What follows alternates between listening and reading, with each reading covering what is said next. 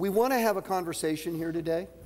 We want to talk about substantive issues. I think it's really important to hear both sides of issues because it often makes you re-examine your own positions and get deeper insights into your own positions. We'll try to focus on the facts as much as possible, and everyone gets extra points for citing true facts and not false facts.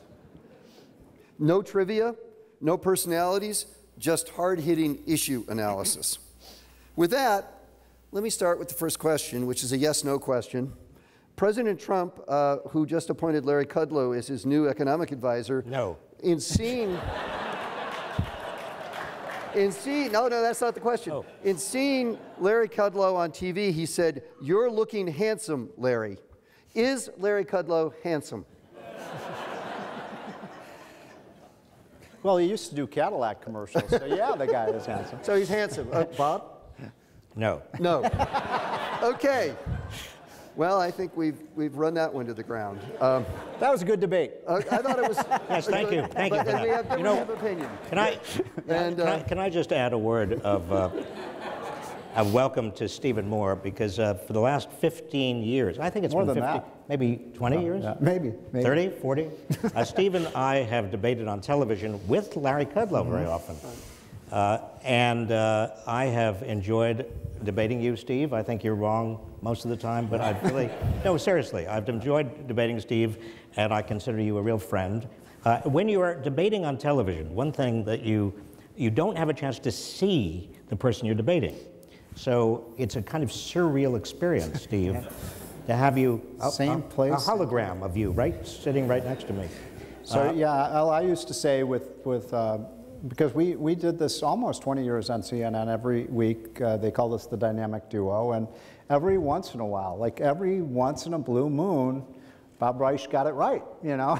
So I used to say, you know, even a blind squirrel finds an acorn every once in a while, and that's true with you. But Thank you we for had that. a lot of Okay, gentlemen. So now that we've settled that and the Larry Kudlow issue to some extent, knowing there's two sides to that one as well, I want to talk about the following topics in order. I want to start with money and politics. I want to go to crony capitalism. I want to talk about free trade and tariffs, the 2017 tax bill, and income inequality. So we're going to discuss those issues. We'll be here 3 or 4 hours, but let's see if we can get through this fairly quickly. So let's start with money and politics. Is money and politics a problem in America? Bob? Yes. Steve? Yeah, because our government is way, way, way too big. Well, let me elaborate. What we have here is, and the term crony capitalism, Steve, is one that I keep on hearing many people who call themselves conservative Republicans use, and I agree. I have seen really over the last 50 years. My first job was in Robert F. Kennedy's Senate office. I was an intern in 1967. And I've seen just this tide of money coming into Washington. Now, the interesting question, and I think here is where we may disagree, is cause and effect. That is, I have seen the tide of money coming in mostly from big corporations and from Wall Street and from wealthy individuals in order to influence government. Steve, I don't know whether you see it that way or whether you see government being large, and as it gets large, there's more money coming in to influence it. But there's no question that money has taken over much of our policy making, and I think that I hope you agree with me, and that's a real problem. So, look, I mean, oh, by the way, let me just say right from the start that I want to thank my friends at Young America's Foundation for sponsoring me to come here, so thank you to YAF for that. I think the causality goes both directions. I mean, I think there's a lot of naivete on the left of people say, oh my God, there's so much money in politics, they're spending so much money on lobbying, they're spending so much money on campaigns. Well, folks, we have a $4 trillion budget. $4 trillion. Is it a surprise that companies and special interests, and whether it's the gun lobby or this lobby or that lobby, is going to spend a lot of money? In fact, I'm surprised that the lobbyists aren't spending even more money trying to elect candidates and trying to influence Congress, because, you know, when I first came to Washington, you mentioned that you worked for Robert F. Kennedy, when I came to Washington, I'm a little younger than you are, in 1983, the federal budget was, at that time, I'll never forget this because I was working in the Reagan administration at that time, and I was working for Jim Miller, who was the budget director. This was like 84, 85. And we introduced the first $1 trillion budget in American history. We weren't very proud of that as Reaganites. And I'll just tell you one really interesting quick story about that. So Jim Miller was supposed to go on the Today Show, which was the big show with Katie Couric, and he couldn't do it that morning because he got sick. And he called me and he said, Steve, can you go on, Katie Couric's show and defend the president's budget? And I spent literally the next 2 nights just completely cramming every statistic I knew in the budget. I knew what the budget was for the Army, the Department of Agriculture, wool subsidies, whatever it was. So I was ready for any question Katie Couric might ask me. And the lights come on, camera's rolling, Katie Couric kind of growls at me. She says, Mr. Moore, I see that Ronald Reagan is introducing the first $1 trillion budget in American history. She says, my first question for you this morning is, how many zeros are there in a trillion? And, Laura, I just melted down. It was the worst interview of my life. But my point is, it was $1 trillion budget back then. By the way, there are 12 zeros in a trillion. So we're talking about, I know that now by heart. But now we're at $4 trillion. And even adjusting for inflation, we've doubled it. We're spending way too much money. We have so much crap in the tax code. One of the things we tried to do in this tax bill, we succeeded a little bit, but not much, is get rid of all the junk in the tax system. One of the things that I think Bob and I might agree on is the idea of let's get rid of all the special interest loopholes in the tax system for all of the special lobbies and get the rates down, and that would be an efficient tax system. So less spending and a simpler tax system, I think, would reduce the influence of the lobbyists. Now, why would you be against that? I'm not. Again, it's cause and effect.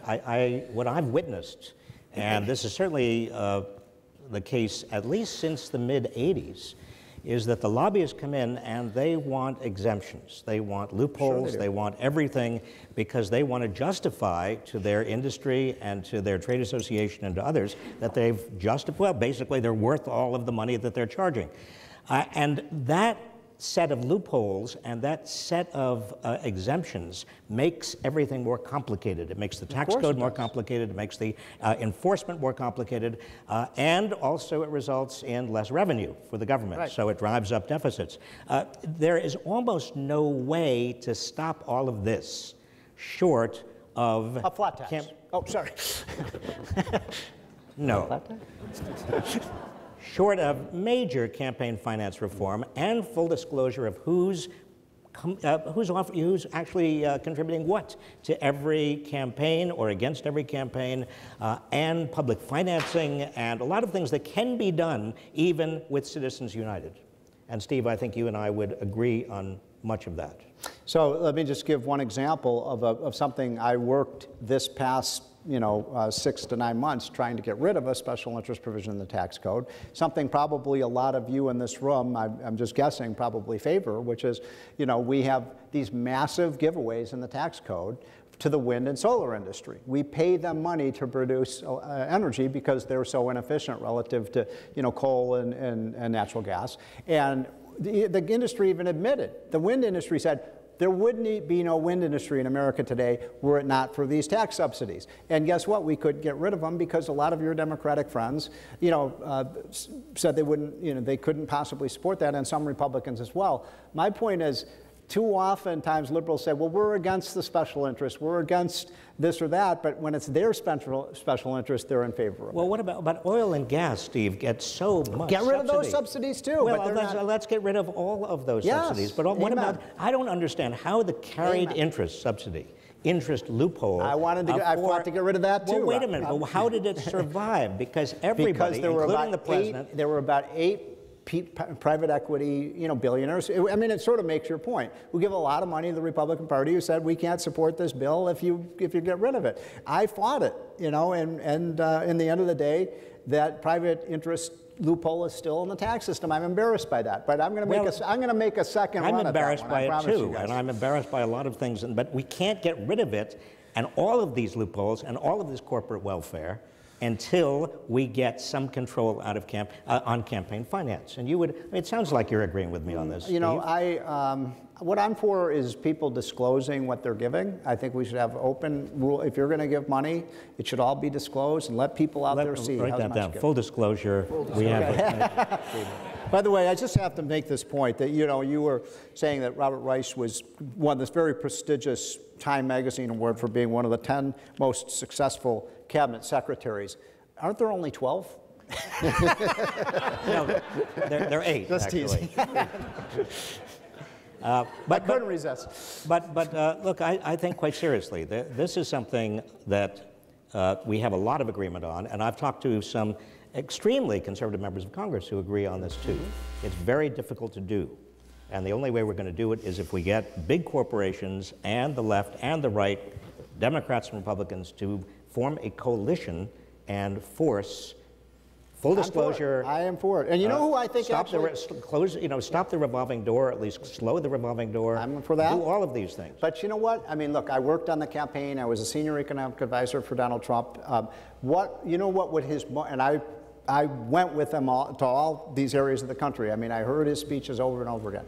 His most powerful applause line, other than build the wall, was drain the swamp. And what Americans are is much more even upset about this than you are about. I mean, I'll give you a statistic that I think summarizes everything that's wrong with our government today in Washington. I live in the belly of the beast. I live in the swamp. 3 of the 5 wealthiest counties in America are in and around Washington, D.C. Now, how did that happen? Because you know what, folks? We don't produce anything. All we produce is lawyers, lobbyists, special interests, politicians, rules and regulations, and we're getting rich off it. And you know what? And the American people are getting pretty upset about it. So, well, let me just, I don't want to go too long on this, because we have agreement here. In 1976, 3% of retiring members of Congress became lobbyists. 3%. Today, 49% pathetic. Of retiring members of Congress from both parties become lobbyists. And I think that's I'm surprised it's that low. And I think it's testament to the amount of money that is circulating in Washington, and that's got to stop. So we have an agreement. Okay. Good. Let's move on to tariffs. So, Bob, you were an early opponent of the Trans-Pacific Partnership, and I think Steve has got some criticisms of it, but I think was basically a proponent of free trade and of the Trans-Pacific Partnership, although you can speak for yourself. But tell me why you were opposed to the Trans-Pacific Partnership, and does that mean you're in league with Donald Trump?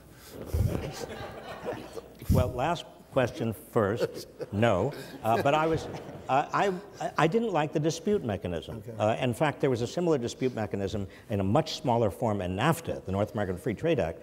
But actually, under TPP, you have a much larger version. And that dispute mechanism is between any corporation, for example, that feels that for some reason a member state, a member country to the TPP has discriminated against them, or there's a non-tariff barrier, health, safety, environmental regulation, labor regulation, whatever. And that dispute can be, under the TPP, could be, dealt with by arbitrators. And the arbitrators are not necessarily selected by any member country, but the net result is that anybody who has a grievance and is rewarded, could be rewarded damages from those health, safety, or environmental regulations. If you follow my argument, that means that the TPP could discourage any member country from generating any protections for the health, safety, environmental, or environment or labor. And that, to me, is not only an issue of sovereignty, but it also is an issue of just politics. It means it would be harder, that much harder, to protect members of that society. In general, though, are you for free trade? Do you think that's a good idea? In general, as a principle? In general, as a principle, of course, I think free trade is a good idea. But see, this is the interesting issue, Henry. We have debated free trade for years, and I've been on the side of, well, stronger environmental and labor protections. Steve, you've been on the side of free trade. We've debated deficits I've been on the side of, well, deficits may not always be a problem. You and other conservatives have been on the side of, we really do need to control deficits. We've debated states' rights. And I've been on the side of federal government really does need to preempt states, and you and other conservatives have been on the side of states' rights. Right. So we've debated Russia, right. and I've been saying, you know, we really shouldn't be so hard on Russia, and you have been on the side of we have to be more aggressive on Russia. Every one of these issues we have completely flipped around under Donald Trump. Every one of them is now the opposite. So, I mean, look, I always say about Donald Trump, you know, because I've gotten to know him very well, and I admire a lot about Donald Trump. But look, there is a good and a bad and an ugly when it comes to Donald Trump. And every day, morning Do you want to and assign night, percentages to each of those? every morning, this is not being taped, right? But no, every morning when I say my prayers, I say, please God, let the, you know, the angel on his shoulder, not the devil on his other shoulder, prevail. So when it comes to issues like Russia, you know, I don't understand this dalliance with, you know, even what he said today, congratulating Putin on the election. I mean, why would you congratulate a guy who rigs elections on winning an election? So you're right about that. Now, on this issue... I do have a theory to explain that. I'm not sure I want to hear it. Okay. On this trade thing, I mean, this is getting to be a very complicated issue. We're going to see, you know, in the next week or so, a major call for a major tariff against China.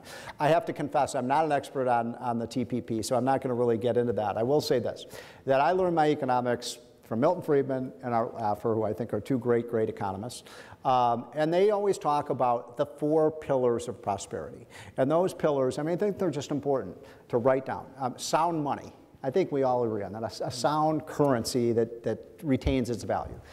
Second of all, you need free trade.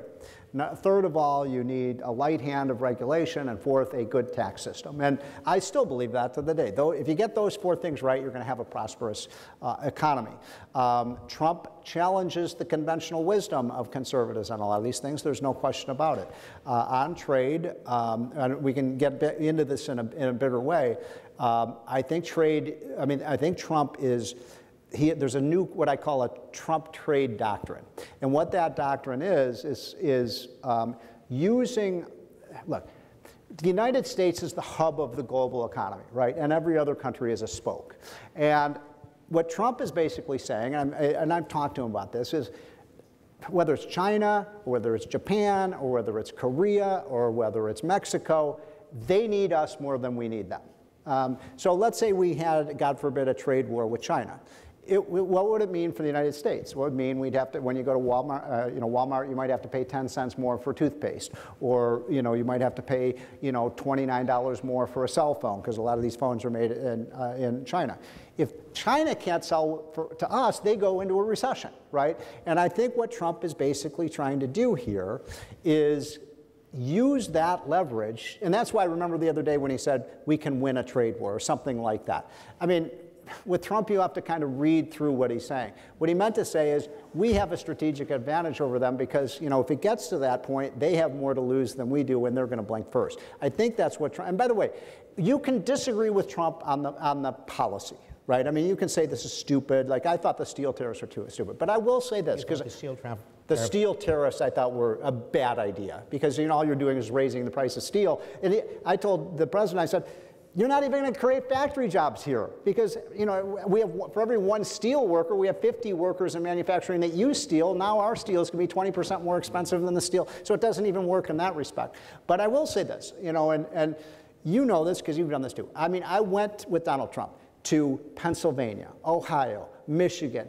West Virginia, Iowa, those blue states that went red. And I would say that if Trump had taken a conventional Republican position on trade, Hillary Clinton would be president today. So this is a challenge for those of us, Laura, who believe in free trade, right? We haven't convinced the American people that free trade is good. Well, but don't you think a lot of that has to do with the failure of both parties to deal with the consequences of technology, which is actually having a much bigger effect I totally agree with jobs. You. And by the way, trade. let me just introduce, on steel, the reason we're losing steel jobs is not because of trade. It's because if you go, when I was 12 years old, I grew up in Chicago, my parents took me to a steel mill in Michigan. I mean, that was like a 19th century sweatshop with thousands of workers carrying around heavy beams. I mean, truly drudgery work. You go into a steel mill. A lot of injuries. Yeah. Today, steel mills are people walking around a laboratory. It's all being done robotics. Trump is wrong on this. We're not losing steel jobs because of trade. It's because of, and by the way, that's going to continue. 10 years from now, there won't be any steel jobs probably, right? Because of technology. Yeah. So, but back, I mean, if it's true that both parties have failed to deal with the quote unquote losers, the people who are losing their, what had been middle-class jobs because of first technology, secondly globalization. Right. Then isn't the debate over tariffs sort of beside the point? I mean, shouldn't we say, let's not try to protect industries with tariffs. Let's try to make it easier for people to move from job to job and get better and better and better jobs with better education, better job training, more of a reemployment system. Yes. Yes. Put that down. That's another issue. No, I mean, you're absolutely right. I mean, now, look, the problem is, like, Hillary would go to these, towns in West Virginia. We went to these coal towns, and, these places have been just decimated, in no small part, in my opinion, because of Obama regulations that just killed the coal industry. Now, there's an example, though, Bob, where Trump has got rid of a lot of those regulations, and guess what? The coal industry is back. And my point is, though, Hillary went and said exactly what you said to these coal. Oh, you can do something else. We'll, retrain you for this or that. No, politically, that's a. Yeah, it's a hard thing to tell a guy who's worked in a coal mine for 25 years. Oh, you're not going to be able to do that anymore. You're going to do something else. But I'll give you another statistic. 1 out of 11 males in America today is hired. What they do for a living is drive a vehicle. Now, how many of those jobs do you think will still exist 12 years from now? 4.5 million are going to be eliminated. Yeah, exactly. So this adjustment is happening. It's the issue of our time, frankly. I mean, folks, this technological boom that's coming, whether it's artificial intelligence, whether it's robotics, whether it's the driverless cars, they are going to change life in this country and around the planet in ways that nobody's looking at, and make these other issues small. But so what does government do in these situations? You want the government smaller, but it seems to me that if we're going to help people who lose their jobs in these instances, and there are no other jobs, what do we say to these people? Don't we have to have stronger safety nets? Don't we have to have a universal basic income? Don't we have to have a larger earned income tax credit? Don't we have to have a reemployment system that provides education and job retraining that is really useful to these people? In other words, politically, both of us agree it's not possible to say to these people, we're going to get you another job or you're going to get another job, but don't we have to be serious about making it possible for these people? Well, look, I'm not one who believes that this is the end of work and end of jobs. I mean, there will be jobs in the year 2025 and 2030 and 2035. There'll probably be more jobs than there are today, but there'll be different kinds of jobs. And we're not, I mean, my point is, look, the kinds of things you're talking about are small potatoes in the grand scheme of things. What we have to do is get the next generation of workers ready for the, look, you've got to have a skill. I mean, right now, today, if you have any useful skill out there whatsoever, you can find a job in 24 hours. And there's 5 million more jobs out there than there are people to fill them. So what are we talking about? There's not a shortage of jobs right now. There's a shortage of people who are trained to do the jobs. If you're a mechanic, if you're a carpenter, if you're a, engineer, if you know anything about computers, you can find those jobs out there. The problem is, and I'll say this about this university, but every university, I mean, we're graduating with kids with psychology degrees and political science degrees, and frankly, there's not a big demand for those. Well, just for the record, there's a great demand for UC Berkeley graduates. They do very well. They really, really do. That's why you're here. And this university is extremely successful at educating people who go on to make very, very good money. I'd be happy to show you the data. So, sorry. So, I think, Henry, that Steve is absolutely right, that the issue in the future... The issue in the future is not the number of jobs. Right. The number of jobs really does have, it reflects macroeconomic factors, stimulating demand adequately. It's the quality of the jobs. It's what the jobs pay. And that's what I worry about. Higher paying jobs, not lower paying jobs. Well, that's what we're not seeing that trend. In fact, for the last 40 years, Steve, you and I have been talking about this. Median wages have been stuck. There's been wage stagnation. Well, not the last, no, that's where you and I part company. For the last 15 years, they have been stuck. But we saw, now it depends on what kind of compensation, but if you look at just compensation to workers, when you include benefits and things like that, in the 80s, we had a big boom in middle class, compensation. And Laura Tyson is here. What you guys did in the 90s, that was a great period for the middle class. I would argue the 80s and 90s were one of the great periods of economic mobility for people. Now it's stalled in the last 15 years because I think we've done a lot of stupid things that haven't been good policy. But this idea that, I reject this idea, which you say all the time, workers are not as well off today as they were 40 years ago. Does anybody really believe that? Come on.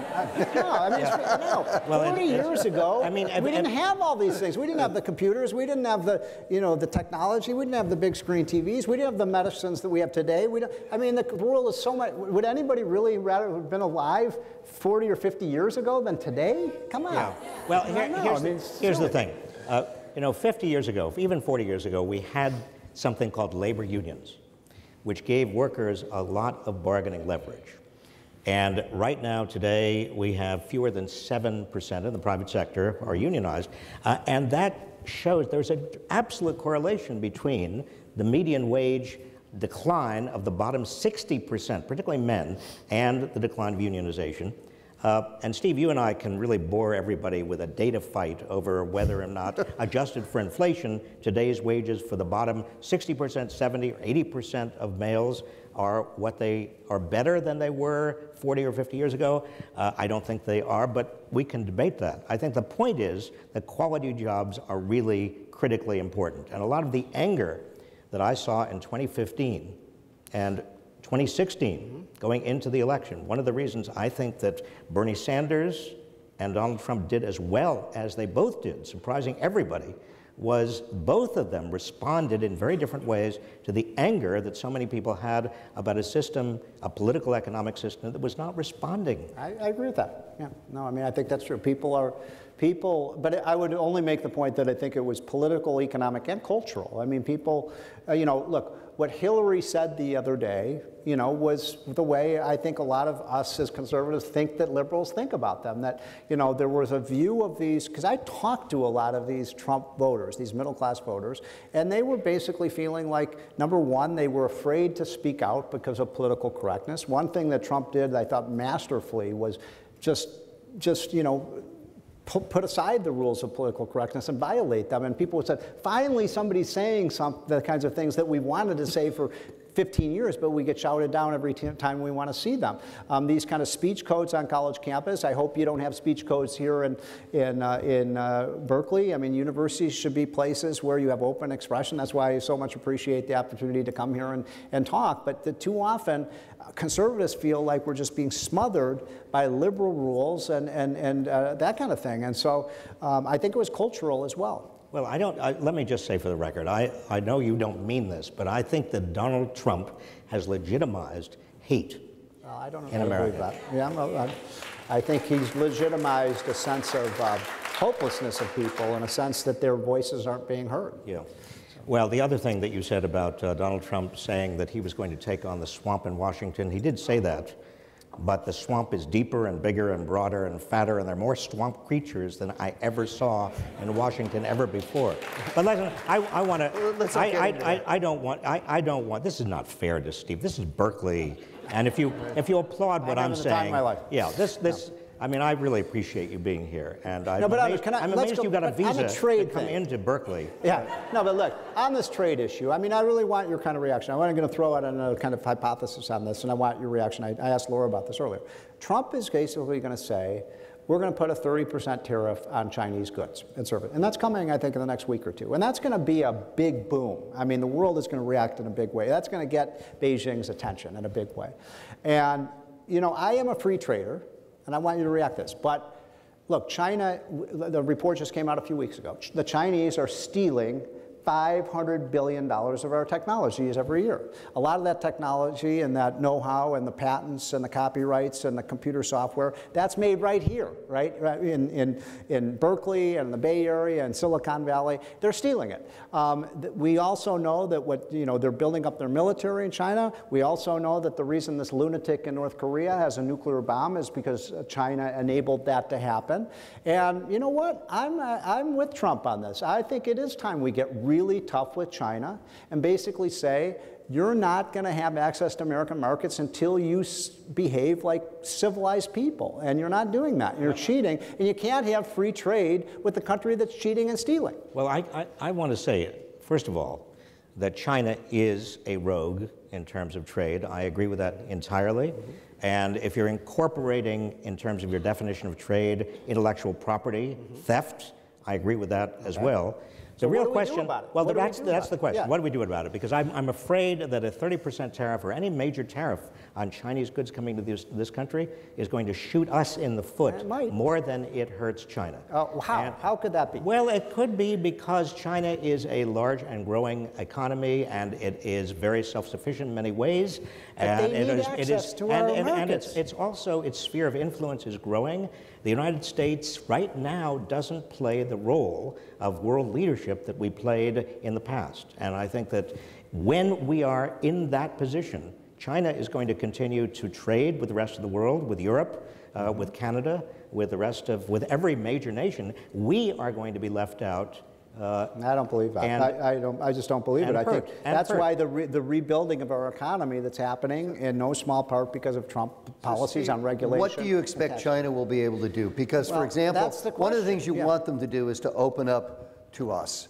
But that might be even more frightening than a recession to them, because that might lead to Americans being much more in the economy, maybe a Facebook run by Facebook in China that really isn't censored, and so on and so forth. That's really scary to the Chinese. Do you think that's really feasible, that something like that's going to happen?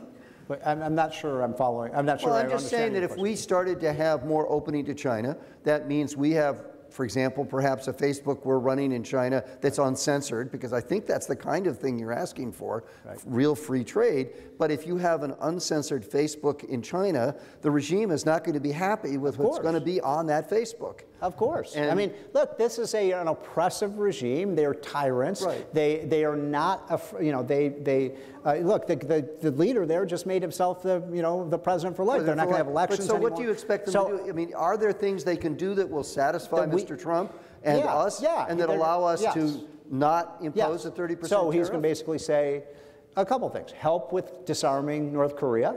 Right? How many are for that? Don't you want to have North Korea not have a nuclear bomb? I mean, we have the leverage to force them to do it. That would be good. What? That would be good. Maybe we do, maybe we don't, but we should try. Number two, they have to start. I mean, this is a point that Laura Tyson was making earlier, and I think it makes a lot of sense. We should get them to buy more of our stuff, whether it's our wheat or our cotton or whether it's our copper or computers or whatever, and actually pay us for it. And that's the kind of trade deal that needs to be made with China. And if they don't... That is precisely the question. How do we get them? Because if they don't, then they're going to be severely penalized. And this is where I disagree with you. They can't function as an economy in 2018 if they can't sell to America's $4 trillion consumer economy. Well, but there are two parts to your thesis. One is that they're going to be hurt more than we are going to be hurt. And secondly, that by doing that, the outcome is going to be we get more leverage, and that down the road they're going to change their policies. They're going to blink. Yeah. And they're going to blink. And you don't think they will? I don't. I think it's a dangerous game to play, and we could end up easily worse off. Maybe. And a lot of our products, a lot of our exports. Well, there may be an alternative in terms of using the rest of the world. The rest of the world has an interest in an open trading system. Sure. The rest of the world also has an interest in rules that everybody plays by, that are neutral rules. And why can't we? I mean, we were already making some progress. I mean, the WTO, I think, was a very good idea, the World Trading Organization, and Chinese ascension to the WTO, I thought, opened the way, if it were correctly used. They violate every WTO rule. I'm going to end this because I think what we need to do is get a panel of Chinese experts in here to say what's the likelihood they will blink or won't blink. I don't know. And you folks know a lot about economics, but I don't think China is your greatest expertise. Yeah. No, so let's go to another area where I think you will have expertise, and that's the 2017 tax bill. You've already said, Steve, that you think that it did good things in simplifying the tax code in some ways, and also providing tax breaks that will help the economy. Bob, do you think the 2017 tax bill was a good tax bill and that it will really actually be equitable for people, and second of all, that it will stimulate the economy? No. Explain. You know, number one, I think it's exacerbating already inequality. Number two, most of the profits extra profits that corporations have got, corporations are using to buy back their shares of stock. They are not using them to invest or to increase wages of average workers. Number three, I think that it's going to exacerbate our deficit and our national debt problems. Now, I'm not a huge worrier about the deficit or the debt, but generally speaking, they aren't going in the right direction.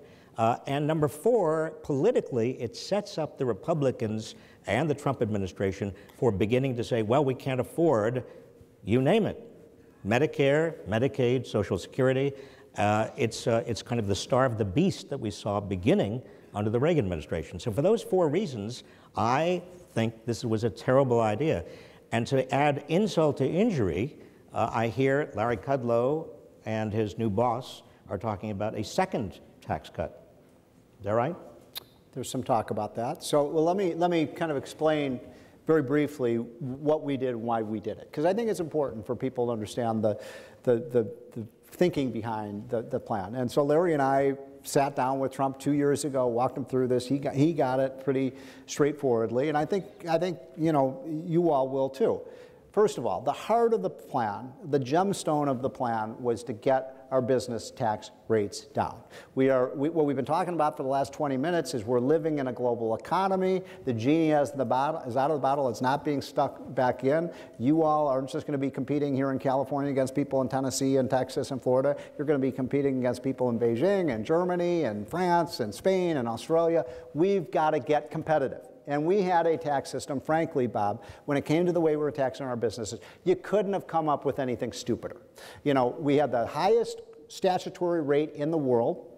So we were at 40% when you count state and local taxes. And the rest of the world, which, by the way, 25 years ago was at 40%, kept cutting and cutting and cutting and cutting and cutting and cutting and cutting. So much so that the rest of the world was down to about 20%, we're at 40. Ladies and gentlemen, if you care about America, you care about American workers and American companies, and you want us to be number one, that doesn't work. It doesn't work for us to be at 40 and them to be at 20. I call this a Head Start program for every country that we're competing with. Why would we want to do that? So we basically said to Trump, let's get that corporate rate down. You know, he wanted 15%. This is an area where he's a master negotiator.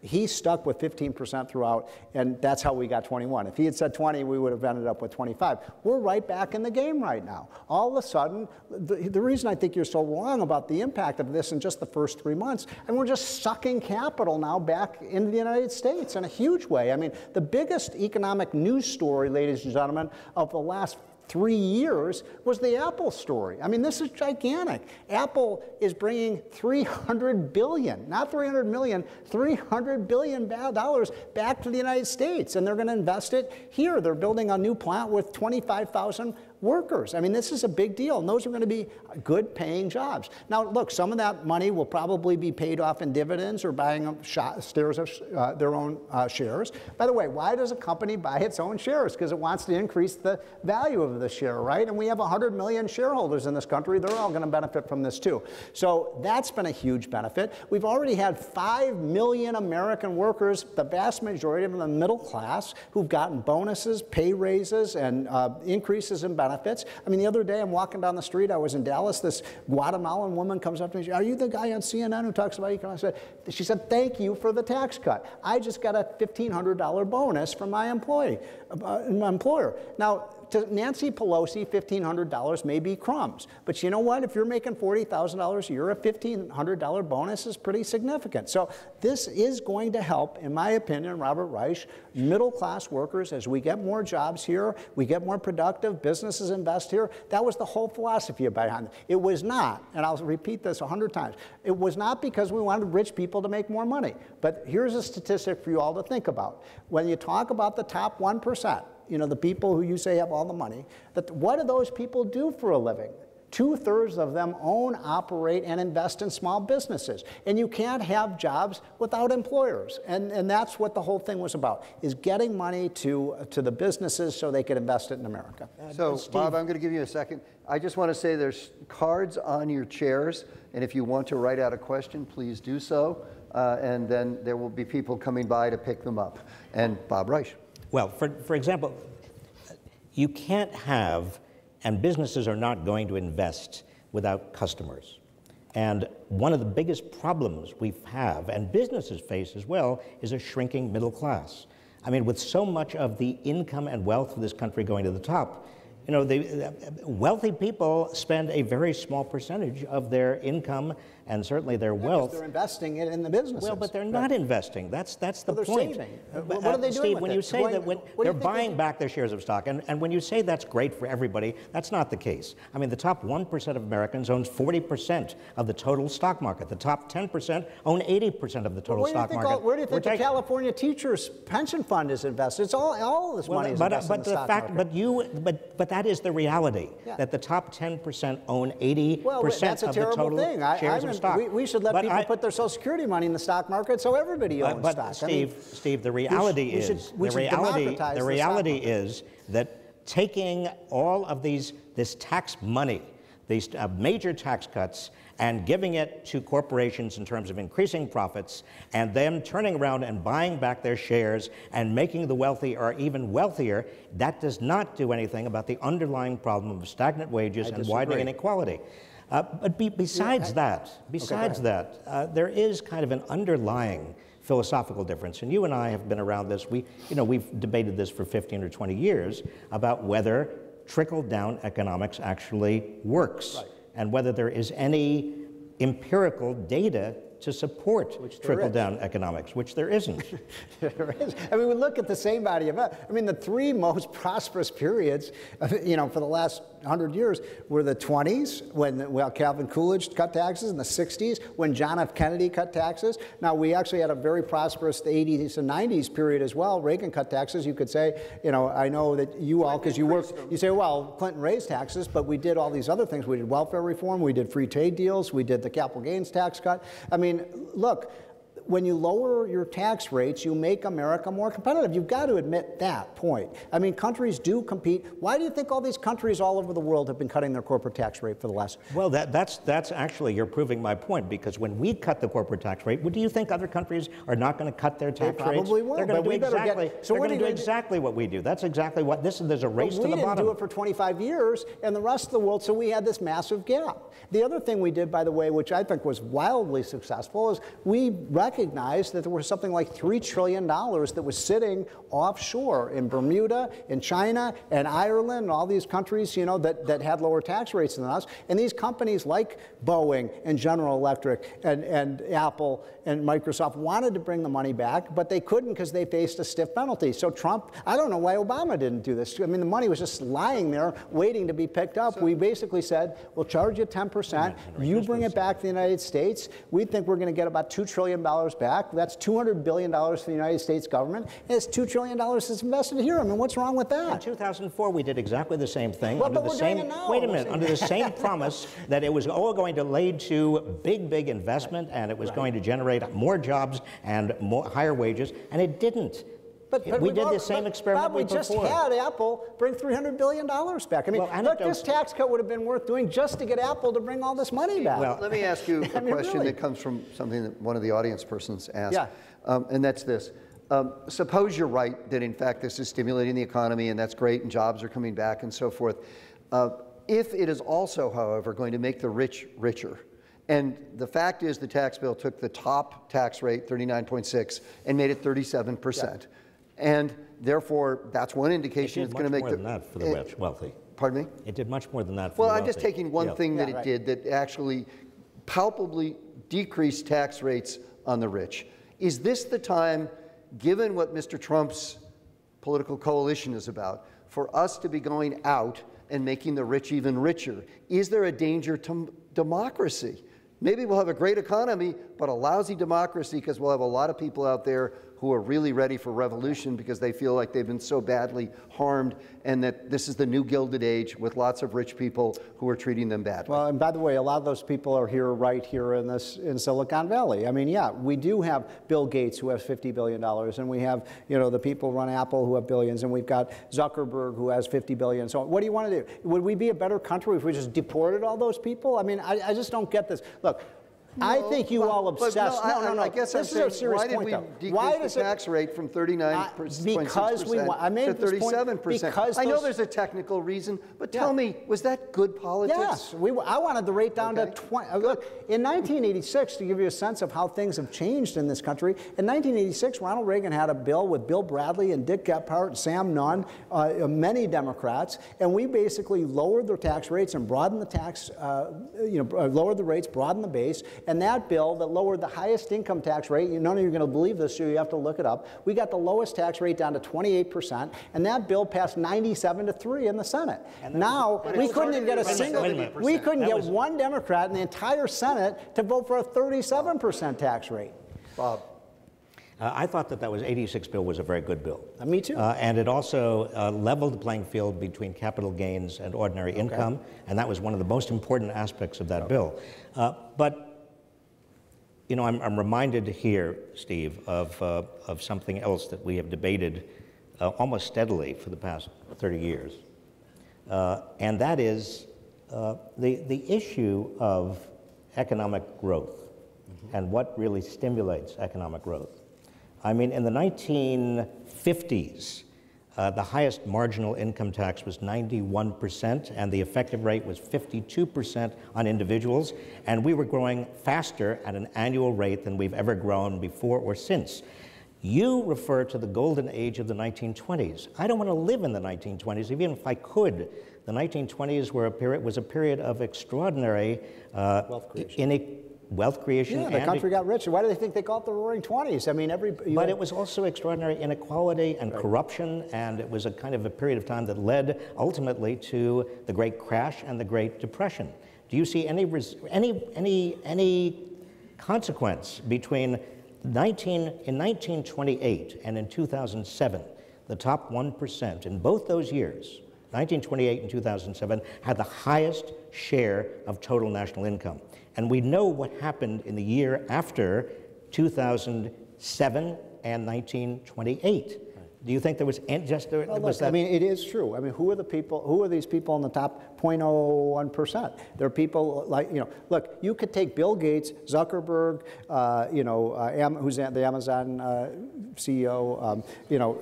Those five have more money than most of the countries in the world, for goodness sake. So what do you want to do, confiscate, take their wealth away from them? I mean, look, here's my problem with the way you see the world versus the way.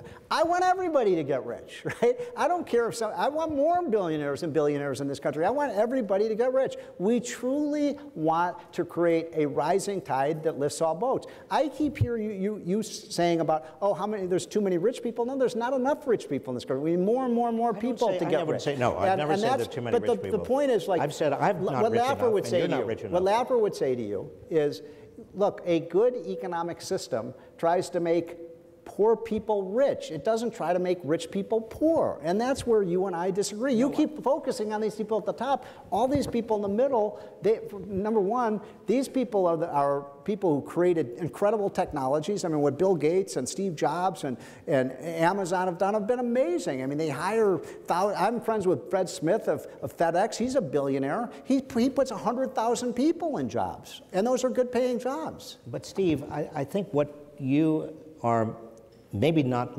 hearing what I've said for the last 30 years that we've been debating.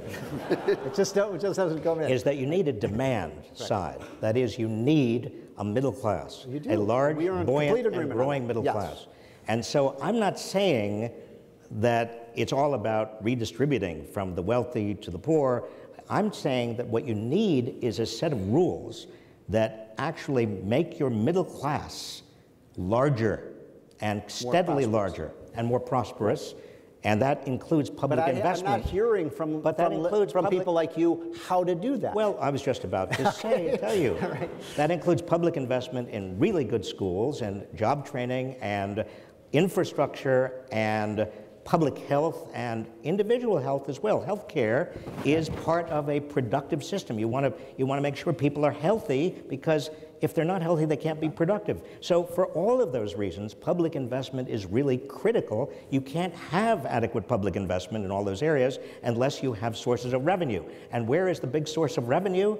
Well, the big source of revenue has got to be, it's going to be either corporations, now you just said you don't want to go after them, or it's going to be very wealthy people who now have a huge portion of the total income and the total wealth. So what I think you're missing here, look, we both agree we want a burgeoning and upward moving middle class.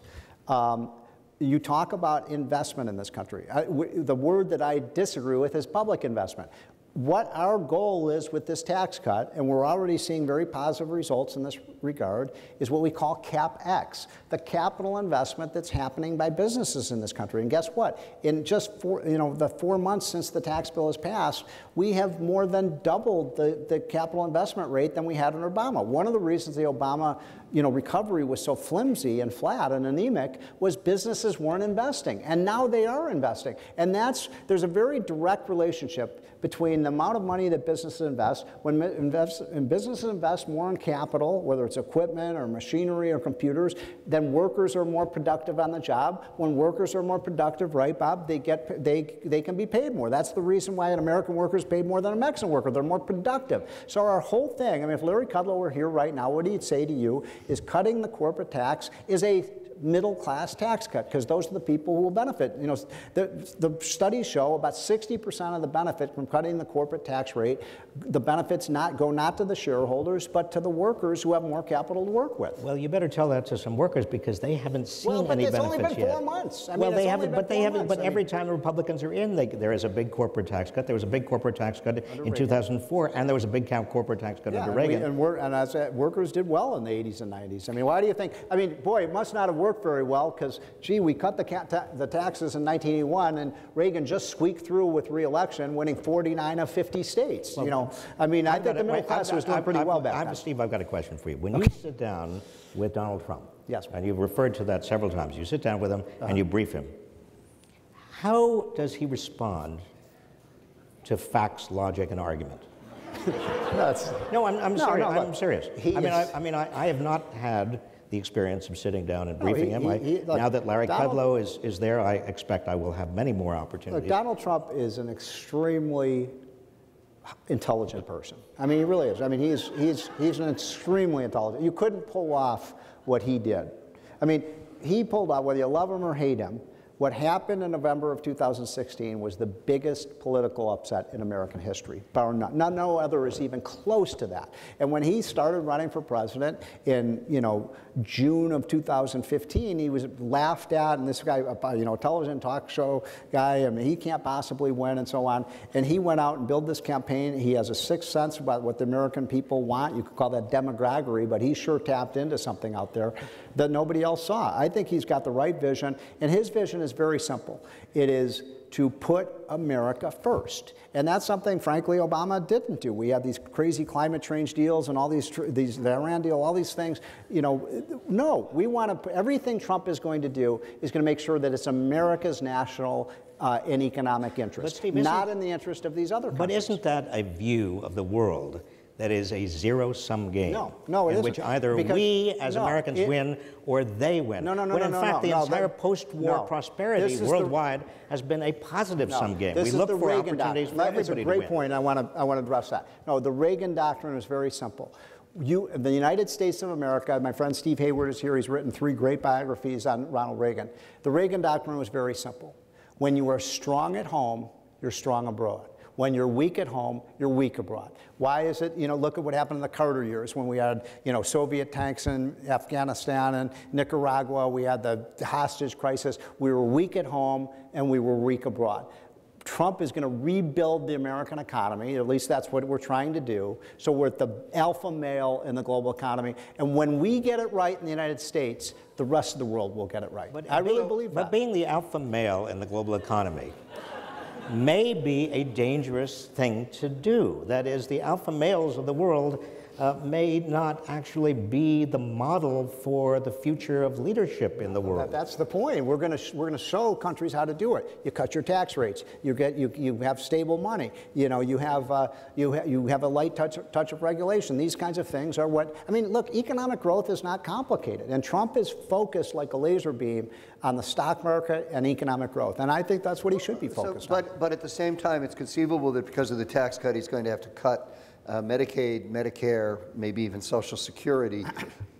Do you think that's a good idea in a time when we have lots of people who are worried about income inequality and who feel like they're not moving forward, and we're going to take those kinds of benefits away from them? Is this the time to be doing that? Look, Trump was very clear. I mean, drove liberals crazy. I mean, I was on the campaign. Trump said day one, we're not cutting Social Security, we're not cutting Medicare. Now, it's the conservatives who don't like to hear that. Medicaid too, by the way. He did say Medicaid? Okay, well. I'm not sure he knew the difference, but the point is he did say Medicaid. Okay, well, maybe not. But when it comes to Social Security and Medicare, which are extremely, look, I would reform those programs if I were president, but I'm not the president. He's made it very clear. We're not cutting Social Security and Medicare. And look, the fact is, you know, everybody in this room knows we're going to have to make reforms in those programs, right? I mean, we're all adults. We know, if you look at the demographic situation, there's 10,000 baby boomers retiring every year. We've got these massive unfunded liabilities. We've got to do something about it. I mean, I'm in favor of things like gradually raising the retirement age. I don't know if you are. You know, some changes in the benefit structures that might, you know, lower the benefits for the highest income people, that kind of thing. Does Warren Buffett really need Medicare? I mean, those are the kind of questions we need to ask. But for the time being, Trump has said, no, I'm not going to cut those programs. So I don't think it's going to happen. Well, and he also he did say Medicaid, get rid of, but I think he will cut Obamacare and Medicaid are intertwined now. They're one and the same program, essentially. No, they're really quite distinct. I mean, one is run through the states, one is run directly from Washington. What Obamacare really was just a vast expansion of Medicaid, and we're now paying 90% of that's true too. Yeah, yes, but he also said he would retain Medicaid, but again, he may not have known. Okay, so he missed. And it's hard to figure those differences out. Bob, how would a universal basic wage be economically feasible? Universal basic income would be feasible if it's a subsistence wage. And in fact, some of the places that have experimented with it have used a lot of the public assistance that is out there and basically said, this is going to be a substitute for a lot of individual programmatic public assistance. We're just going to make sure that everybody has a subsistence level. You can design it in a variety of ways, Henry. Switzerland just had about 38%, I think, of the Swiss voted in favor of this, which surprised people because there was very little preparation for it. I don't think there's any way of avoiding a universal basic income. And by the way, this is something that Richard Nixon was in favor of, as you remember. Initially, as you remember. Yes. So I think that it's something that we will see a lot of agreement on in the future. Is a universal basic income a good idea, or should we strive instead to try to find ways to make sure there are jobs for everybody, perhaps even a government guaranteed job? Well, I think we need to do both. I think we can do a lot with government guaranteed jobs, but as we were just talking about, it's not so much the number of jobs that we need to worry about, it's the quality of those jobs. And I am very, very concerned that as automation, artificial intelligence continue to make progress, quote unquote, we're going to see a lot of people thrown into what might be called the personal service economy, in which they're doing retail, restaurant, hotel, hospital, surface transportation, child care, elder care. There'll be a lot of jobs, but these jobs don't pay much. Now, Steve is right. There could be some additional jobs in technician or technical areas. But Steve, you're not talking about a large number of people here, sufficient to sop up all of the people who will be facing lower wages. Well, that's really... So to Steve, suppose, and maybe you don't want to get into this kind of conjecture, but I think it's worth asking it. Suppose it turns out that there are a lot of jobs that get lost because of automation, robotics, and so forth. What are we going to do in this society? Are you for a universal basic income? How about a government guaranteed job? I mean, shouldn't we be thinking at least about some of these things? So it really is the issue of our time. You know, it really is. This is the big one, right? What, you know, when so many of the millions of jobs that exist today aren't going to exist 10 or 15 years ago. I mean, and you know, that this is the digital age, and it's an incredibly exciting thing, by the way. We shouldn't be nervous about this. I mean, my God, for those of you in your 20s, I mean, I'd give anything to be in my 20s today. You're going to see the most amazing transformations. Just as this is where I think, you know, Bob is so wrong saying the middle class is worse off today than 40, 50 years ago. I mean, how can you possibly say that? And look at all the things the middle class people have today versus what people have, you know, go to a middle class home 40 or 50 years ago and see what they have today. I mean, the affluence of America is really an amazing thing. And they will be better off 20, 30 years from now than they are today. There's one thing you've said that I completely agree with. When you said that you would like to be 20 years old again, I would too. I would too. You would. I would like that as well. You would. Steve, let me ask another question. So when it comes to this issue of a universal basic income, you know, I'm open-minded to it. I mean, it would depend, because we're going to be rich. I mean, people are going to be so much richer 20, 30 years ago than they are today. So we can afford to have, we will probably be able to afford to have that so that everybody has health care, everybody has a good education, everybody has a minimal income that they can get by on. But here's my worry about it, Bob. Because we will have enough money for that. The most important thing, that happiness is tied to work. There's just no question about it. And this idea of just giving people stuff, I do worry that it has a negative work incentive effect, and people are not going to work. And you know, the best, work is where you get dignity and purpose in your life, and I worry that we're going to incentivize people not to work rather than to have a fulfilling life. But then who's going to provide the jobs is the question. Well, that's a good question. And, that, I mean, you know, and if it were government, would you feel distressed by that? Nobody knows. I mean, if I had told you 10 years ago, just to give you a sense of how these technological changes are changing society, if I had told everybody in this room 10, 12 years ago, the United States was going to have the biggest oil and gas boom in the history of our country, there's nobody who would have believed that. Even people in the energy industry didn't think it would happen. And arguably the most important invention of the last 10, 12 years in terms of the American economy has been fracking and horizontal drilling. It's completely, we went from a country where people were worried about whether we're going to not have enough oil and gas. Now we got it, we're going to, you know, in 5 years we'll be producing more of this stuff than any other country. My point is that technology came along, nobody predicted it, and nobody predicted the internet except Al Gore, right? I mean, all these things. So we don't know what the future holds. We don't. We just have to trust that we'll get this right. Steve, just you raised an issue that I wanted to get your very explicit read on, and that is, do you think climate change is a problem? I think that if we're going to change, if it is a problem, it's not going to be solved by these government edicts like cap and, you know, this idiotic Paris Accord where China and India keep polluting. It's going to be solved by technology, right? What Technological change, and that's why we have to get richer. Because if we get richer, we'll be able to solve this problem. Would a carbon tax be helpful in terms of stimulating technological change? So that's an interesting change? question. So maybe you and I could sit down and maybe we could get Laura Tyson and some of the other good economists in this room, and we might be able to come up with a deal here. I've always thought there was a deal to be made. Well, George Shultz and other No, I don't like his plan. I don't like his plan. But you know, let's say we have a carbon tax and we eliminate the corporate tax or something like that. So we're putting a smaller tax on capital, right, and a higher tax on energy.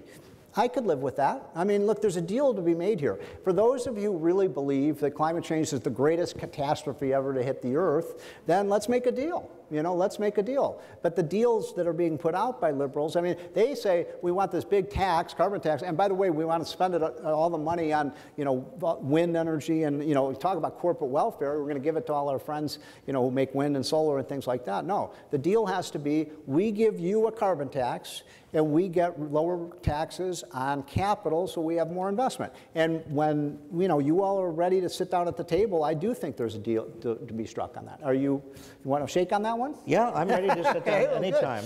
And you tell the president but I'm ready. I mean, I think the president would ready. be open to a deal, but not. I mean, what the Schultz wanted to do is basically combine two bad ideas into one, which is just give people a check.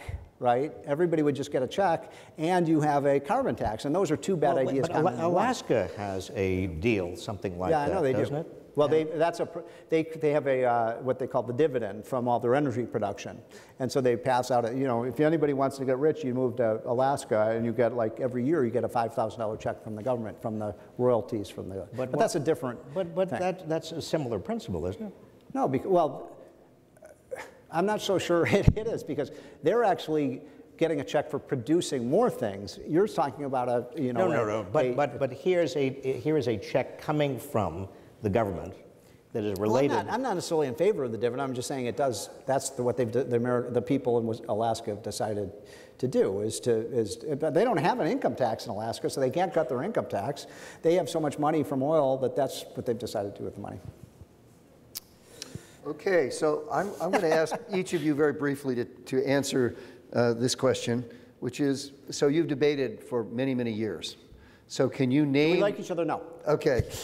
I'm going to ask you two questions. First, what have you learned from the other, and what do you admire about the other? Starting with Bob. Okay, I have learned from you, Steve, that it is possible to stick to your guns in the face of evidence to the contrary. Ow. No, I think there's something admirable about consistency. I've also learned from you that it is possible to be loyal to somebody who is now president, who shows absolutely no sign of intelligence. But you, I think there's some admirable quality to actually giving him the benefit of the doubt up to a limited point. I think you've gone beyond that limit. But more seriously, let me just say more seriously, I've enjoyed debating Steve for many years, and even though we don't see eye to eye on anything, I like you. I don't respect you, but I like you. So, Steve. Look, on Donald Trump, I'm going to just say one thing about Donald Trump. I think I read this in the Wall Street the other day. I think it summarizes everything. Donald Trump is the worst president ever, except if you look at his results. And the results so far have been amazing. I mean, what's happening in this country right now, the economic revival is beyond what I thought. And so the guy is producing results. The truth is, we don't have to have this debate week after week about whether the tax cuts are going to work, right? Because the tax cuts are in effect. We'll just have to see what happens now. I'm kind of tired of debating about it. Let's see what happens. This is an experiment, right? And you're going to buy me the most expensive dinner here in Berkeley if we continue to have 3% growth for the next 3 years, which I think we are. And I'll buy you... I thought the prediction was 4%. Well, I think we could get 3.5%, 4% possibly. I really do. If we could continue to do the right things when it comes to these tax policies. Now, look, Robert Reich is an honest liberal. 3.5%, I will treat you to dinner. Okay. We're going to get it this year. If we get under 3%, you treat me to dinner. Okay, you got it. And so, look, I think Robert Reich is an honest liberal, and I don't think there are enough of them. I think you genuinely, my view of liberals in Washington is what they care about is power. That's truly, now you can say that's cynical. I think they like power, and that's the way they want the government controlling things. I think you have a genuine regard for middle-class Americans, and I do too. And we just see the world in a different way, but I do admire that. Well, let me ask one final question that I'd like each of you to comment on, because I think it's a question that comes from the heart of people here in Berkeley, which is that we're concerned about the future of democracy. Mm-hmm. We think that, in many of us, that Donald Trump has done things that really have reduced our belief that the rule of law is what's going to prevail, and so there's a concern about that. There's a concern that in his race baiting, and I really don't know how else to describe it, I think that's really a factual description of what he's done, that he's going to lead to a lot of people feeling hurt and maybe engage in unrest, and in fact reasonably be really upset about what's going on in this country, and so that he's really caused a lot of underrepresented minorities and other sorts of groups to feel like he's really not their president. Now, it is true that maybe white Americans in the states you talked about think he is their president, but is division a good idea right now? Is that something that conservatives, especially Burkean conservatives, you're a libertarian conservative, but a Burkean conservative, would a Burkean conservative think that's a good idea at this time? Wouldn't a Burkean conservative worry about the integrity of government? I don't defend a lot of the things that Donald Trump says, and a lot of times I just roll my eyes and, you know, I can't believe he says some of the things he says. But I will say this, that when liberals call conservatives racist, homophobes, Islamophobes, terms like that, every time that was said about Donald Trump, his vote margin went up. And because people are tired of it. I mean, let's have a debate about gay marriage. Let's have the debate about, climate change. Let's have the debate about, our policy with respect to Muslims. But to just basically name call people and say, oh, you must be a racist if you support, well, I mean, the other day I was on a show and I said I support welfare reform. And this person said, I'm a racist. Really, what is this? I mean, I'm a racist because I support welfare reform? I think you all, as left of center people, have to think about whether that's productive in the debate. Well, let me just say, I think it is unproductive to use labels, whatever the labels are, including... But you already did tonight. You said you thought Trump was a racist.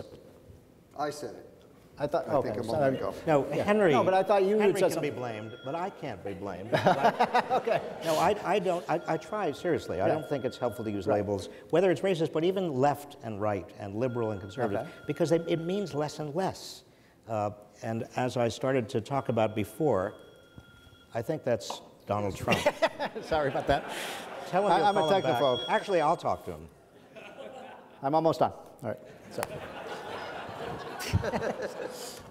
But I do think that it is important to investigate, keep our ears absolutely open to different views. One thing I tell my students all the time is that the only way really to learn is to talk with people who disagree with you. I totally agree because with that. that is a way to test your views and test the facts and test your analyses. And I worry very much, Steve, that, and this really, I think, goes to the fundamental issue here. I worry that in this country, we're not really talking to people who disagree with us. I mean, no, that's the big Berkeley problem. is a cocoon, and Washington, and conservative Washington is a cocoon. Well, so are university campuses cocoons, too often. Yeah, too often they are, absolutely. And years ago, I lived in a cocoon called Cambridge, Massachusetts. Right. And I decided to go 3,000 miles to Berkeley, and I didn't realize at the time that it was the same place. Except the weather is much better here. Well, that's like that. I am open to your ideas for how people of different points of view... Well, that's why I debate you for 20 years, because I figure at the end of the day, you're going to come around to my way of thinking. Anyway, so I want to thank you, both. I personally feel like I've learned more about tariffs and about, I'm serious about this, tariffs, that I've learned more about the thinking that's going on with respect to the Trump administration and tariffs. I now have questions about what China's reaction is going to be to a 30% tariff, and I think those are questions that should be looked at very, very carefully. I've learned about what the rationale is for the tax cut and some of the issues that surround that. And then the future of jobs. I thought we had a really good discussion about the concerns that many people have that jobs might not be as prevalent in the future and what do we do about that, and some very interesting ideas about how to think about that. I really want to thank Stephen Moore for coming this distance and being with us, and I think it was an incredibly productive conversation. Well, thank you all for being so kind and generous with your time. Thank you, young man.